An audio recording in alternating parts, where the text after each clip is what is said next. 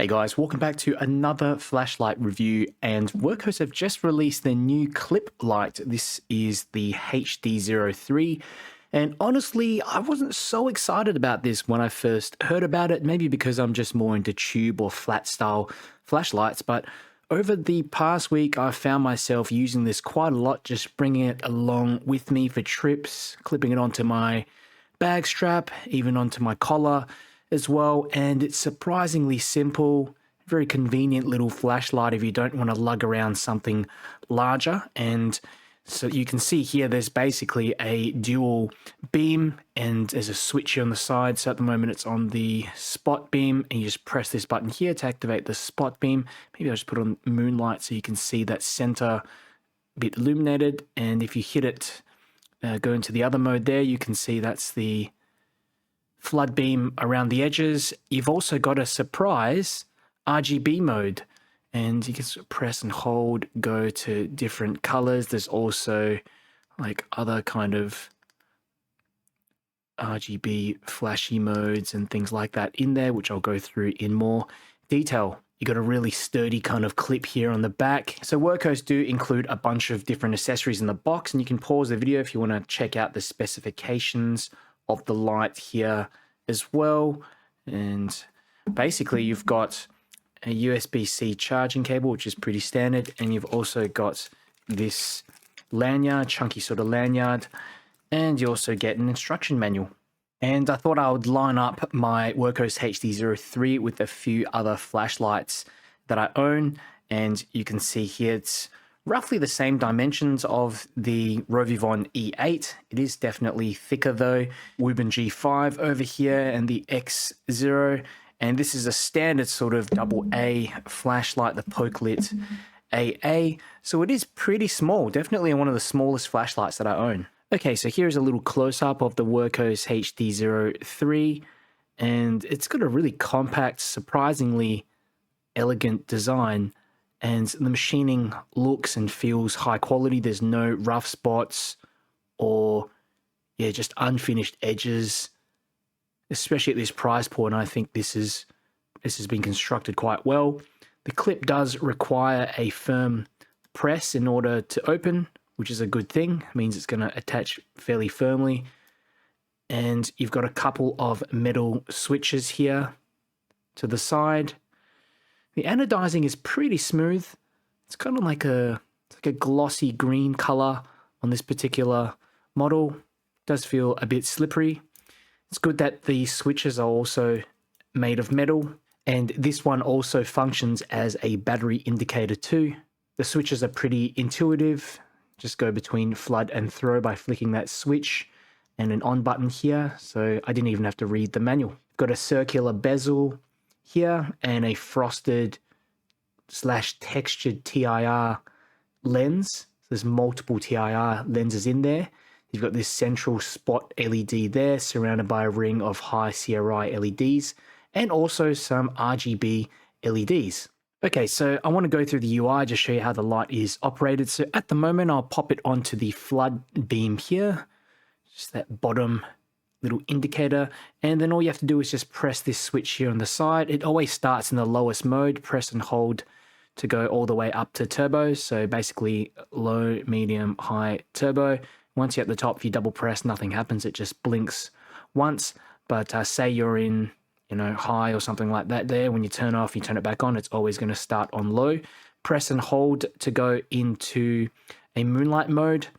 And it's the same sort of deal here. So if you go into the spot mode, press and hold for moonlight, then you can continue to press and hold to a low, medium, high, and turbo. Same thing with the double press, just makes that little blink. There's also some hidden modes in here. So if you triple press, you get a strobe mode.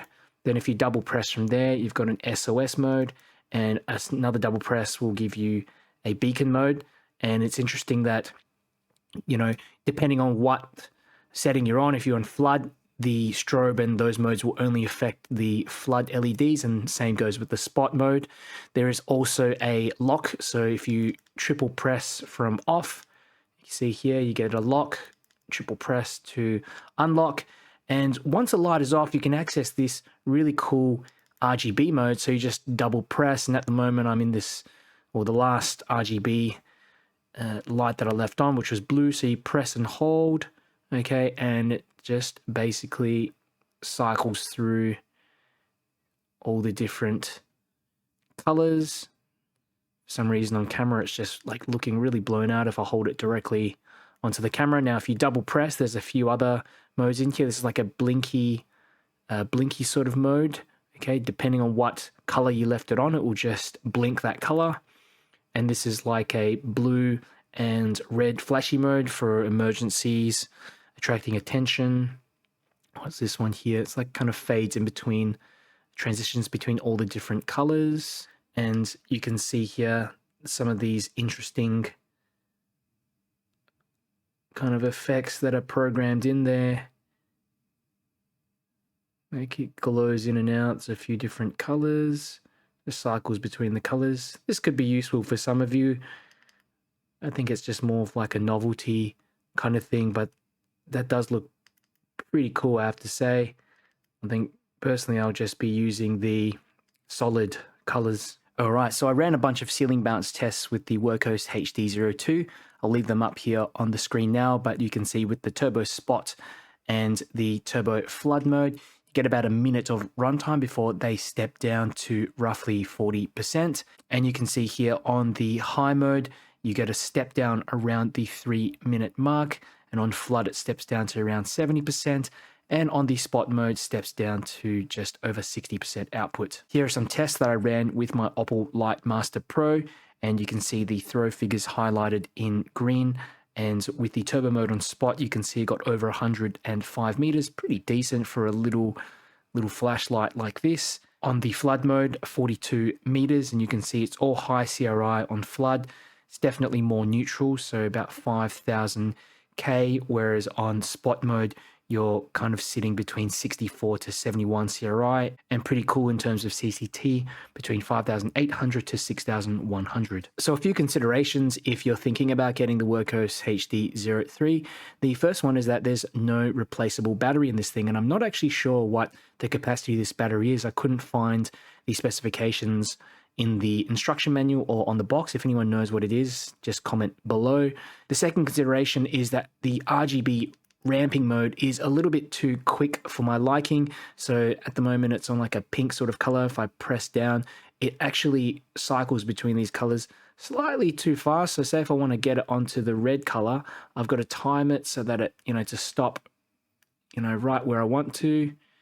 Okay, but the interesting thing is that if you just go past it and you miss it like that, so say I'm on pink, you can let go, press again, and it just reverses. So you can eventually stop it on the right color. So that's kind of on red or orange. The third consideration is that I measured 105 meters on spot instead of the 180 meters that I found in the manual. I don't know if that was a misprint or something like that, because 180 meters is pretty decent, especially for a tiny little TIR lens like that. It probably is a misprint. But yeah, I think it's worth mentioning as well that I'm not using a professional light meter, though. Yeah, it seems to have never failed me in the past to kind of approximate measurements of professional ones. The final consideration is that there's no protective glass lens on the front.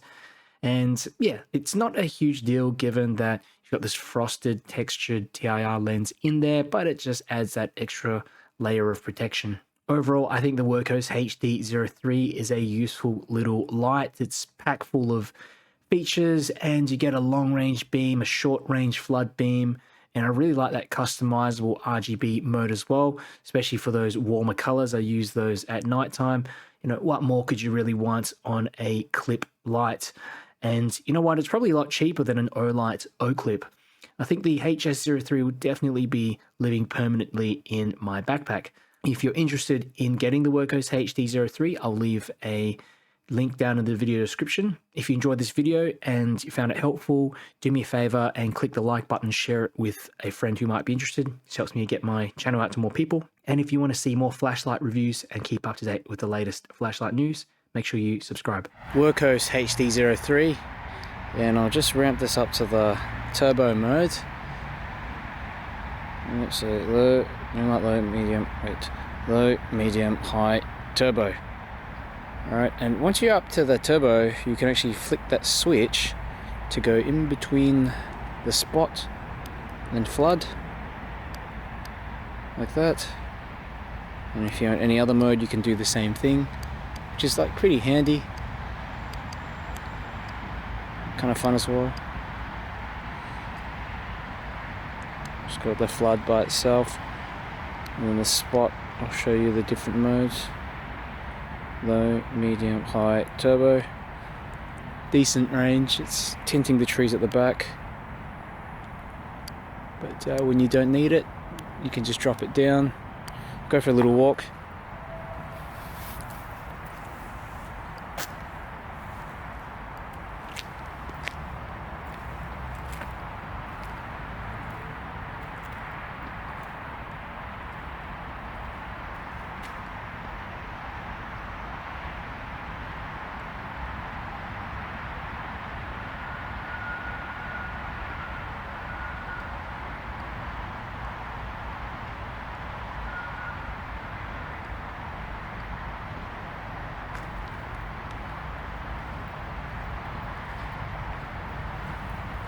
Wurkkos HD03, and we'll go on the flood mode first.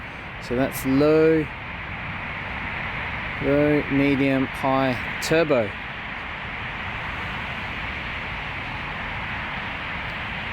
Good even coverage. No hotspot really, but goes all the way into your peripherals in terms of the beam angle. So this would be good. Just clip it onto your backpack, to the front of your backpack. Be quite useful, even on the lower modes here. There is a bit of ambient light. Let's swap over to the spot mode.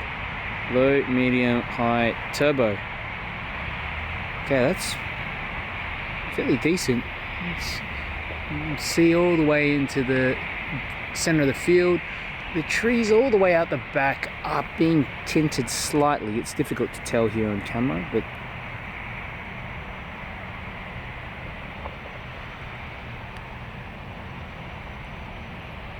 okay, let's swap over to, you can kind of go between them both, 2, 3, 4. So that's like the spot and flood. Unfortunately, there is no way to activate them both at the same time, or at least I haven't figured out how to just yet. But yeah, flood, throw, flood, throw. Just by a little metal switch. Pretty simple.